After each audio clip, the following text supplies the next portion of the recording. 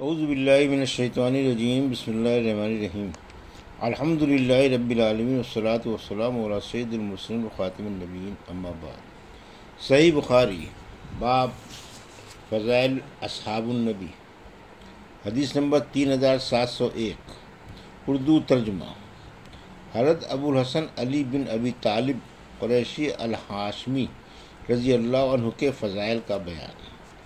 اور نبی کریم صلی اللہ علیہ وسلم نے فرمایا تھا، حضرت علی رضی اللہ عنہ کی تم مجھ سے ہو اور میں تم سے ہوں۔ اور حضرت عمر رضی اللہ عنہ نے حضرت علی رضی اللہ عنہ سے کہا کہ رسول اللہ صلی اللہ علیہ وسلم اپنی وفات تک ان سے راضی تھے۔ ہم سے قریبہ بن سعید نے بیان کیا، کہا ہم سے عبدالعزیز نے بیان کیا، ان سے ابو حازم نے، اور ان سے سہل بن سعد رضی اللہ عنہ نے بیان کیا کہ رسول اللہ صلی اللہ علیہ وسلم نے جنگ خیبر کے موقع پر بیان فرمایا کہ کل میں ایک ایسے شخص کو اسلامی علم دوں گا جس کے ہاتھ پر اللہ تعالیٰ فتح عنایت فرمائے گا۔ راوی نے بیان کیا کہ رات کو لوگ یہ سوچتے رہے کہ دیکھیے علم کسے ملتا ہے۔ جب صبح ہوئی تو آقا صلی اللہ علیہ وسلم کی خدمت میں سب حضرات جو سرکردہ تھے حاضر ہوئے۔ سب کو امید تھی کہ علم انہیں ہی ملے گا، لیکن حضور صلی اللہ علیہ وسلم نے دریافت فرمایا، علی بن ابی طالب کہاں ہے؟ لوگوں نے بتایا کہ ان کی آنکھوں میں درد ہے۔ حضور اکرم صلی اللہ علیہ وسلم نے فرمایا کہ پھر ان کے یہاں کسی کو بھیج کر بلوا لو۔ جب وہ آئے تو آقا صلی اللہ علیہ وسلم نے ان کی آنکھ میں اپنا تھوک ڈالا اور ان کے لیے دعا فرمائی۔ اس سے انہیں ایسی شفا حاصل ہوئی کہ جیسے کوئی مرض پہلے تھا ہی نہیں۔ چنانچہ آپ نے علم انہی کو عنایت فرمایا۔ حضرت علی رضی اللہ عنہ نے عرض کیا، یا رسول اللہ، میں ان سے اتنا لڑوں گا کہ وہ ہمارے جیسے ہو جائیں، یعنی مسلمان بن جائیں۔ آپ نے فرمایا، ابھی یوں ہی چلتے رہو، جب ان کے میدان میں اترو تو پہلے انہیں اسلام کی دعوت دو اور انہیں بتاؤ کہ اللہ کے ان پر کیا حقوق واجب ہیں۔ خدا کی قسم، اگر تمہارے ذریعے اللہ تعالیٰ ایک شخص کو بھی ہدایت دے دے تو وہ تمہارے لیے سرخ اونٹوں کی دولت سے بہتر ہے۔ حدیث نمبر 3702، اردو ترجمہ۔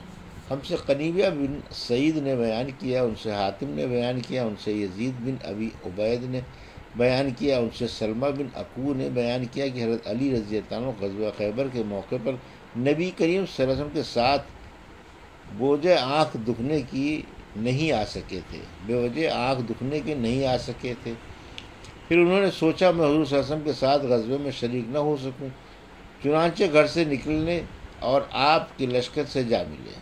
جب اس رات کی شام آئی جس کی صبح کو اللہ تعالیٰ نے فتح عنایت فرمائی تھی تو آقا صلی اللہ علیہ وسلم نے فرمایا، کل میں ایک ایسے شخص کو علم دوں گا، یا آپ صلی اللہ علیہ وسلم نے یوں فرمایا کہ کل ایک ایسا شخص علم کو لے گا جس سے اللہ اور اس کے رسول صلی اللہ علیہ وسلم کو محبت ہے، یا آپ صلی اللہ علیہ وسلم نے فرمایا کہ جو اللہ اور اس کے رسول صلی اللہ علیہ وسلم سے محبت رکھتا ہے اور اللہ تعالیٰ اس کے ہاتھ پر فتح عنایت فرمائے گا۔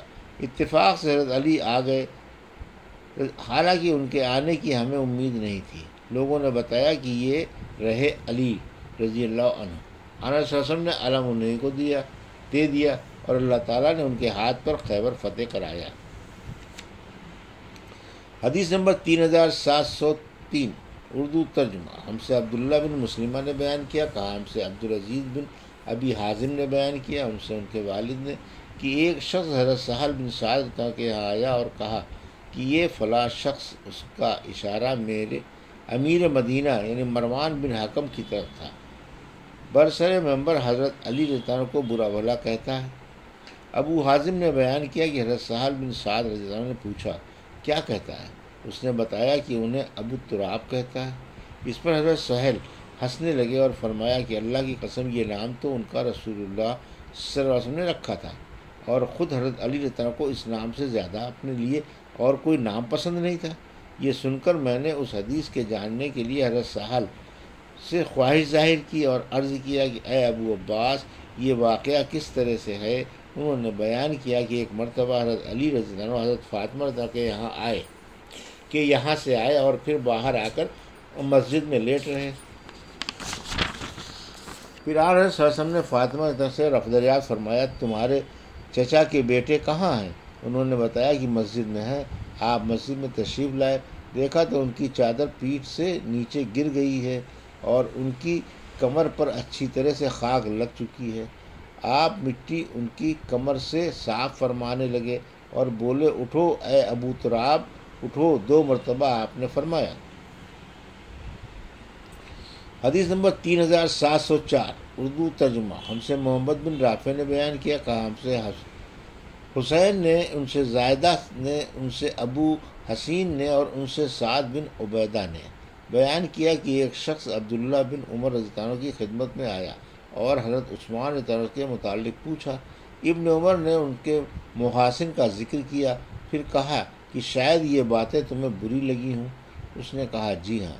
حضرت ابن عمر رضی اللہ عنہ نے کہا اللہ تیری ناک خاک آلودہ کرے۔ پھر اس نے حضرت علی رضی اللہ عنہ کے متعلق پوچھا، انہوں نے ان کے بھی محاسن ذکر کیے اور کہا کہ حضرت علی رضی اللہ عنہ کا گھرانہ نبی کریم صلی اللہ علیہ وسلم کے خاندان کا نہایت عمدہ گھرانہ ہے۔ پھر کہا کہ شاید یہ باتیں بھی تمہیں بری لگی ہوں۔ اس نے کہا جی ہاں۔ حضرت عبداللہ بن عمر رضی اللہ عنہ بولے اللہ تیری ناک خاک آلودہ کرے، جا اور میرا جو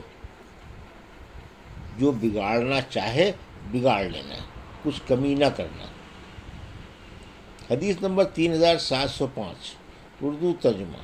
ہم سے محمد بن بشار نے بیان کیا، کہا ہم سے غنزر نے بیان کیا، کہا ہم سے شعبہ نے بیان کیا، ان سے حکم نے، انہوں نے ابن ابی لیلہ سے سنا، کہا کہ حضرت علی رضی اللہ عنہ نے بیان کیا کہ حضرت فاطمہ رضی اللہ عنہا نے نبی کریم صلی اللہ علیہ وسلم سے چکی پیسنے کی تکلیف کی شکایت کی۔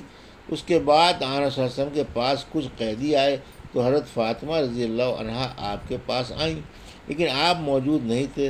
حضرت عائشہ رضی اللہ عنہا سے ان کی ملاقات ہو سکی تو ان سے اس کے بارے میں انہوں نے بات کی۔ جب حضور صلی اللہ علیہ وسلم تشریف لائے تو حضرت عائشہ رضی اللہ عنہا نے آپ کو حضرت فاطمہ رضی اللہ عنہ کے آنے کی اطلاع دی۔ اس پر آن صلی اللہ علیہ وسلم خود ہمارے گھر تشریف لائے۔ اس وقت ہم اپنے بستروں پر لیٹ چکے تھے۔ میں نے چاہا کہ کھڑا ہو جاؤں، لیکن آپ نے فرمایا کہ یوں ہی لیٹے رہو۔ اس کے بعد آپ ہم دونوں کے درمیان بیٹھ گئے اور میں نے آپ کے قدموں کی ٹھنڈک اپنے سینے میں محسوس کی۔